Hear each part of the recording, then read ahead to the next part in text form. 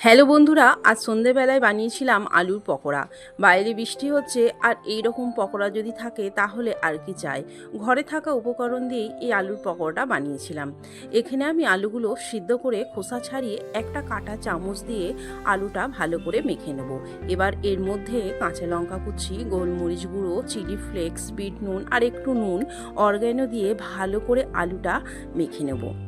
এবার 2 চামচের মতন কর্নফ্লাওয়ার আর একটু অল্প তেল দিয়ে আবার একসাথে ভালো করে মেখে নেব। তারপর হাতে একটু তেল লাগিয়ে আলুর পকোড়াগুলো বানিয়ে নেব। এদিকে গ্যাসের ওপর কড়াই বসিয়ে কড়াইয়ে তেল দিয়ে দেবো। তেলটা গরম হয়ে গেছে। এবার আলুর পকোড়াগুলো দিয়ে মিডিয়াম আঁচে পকোড়াগুলো ভেজে তুলে নেব। এবার আলুর পকোড়াগুলো একটা প্লেটে দিয়ে সসের সাথে পরিবেশন করে দেবো।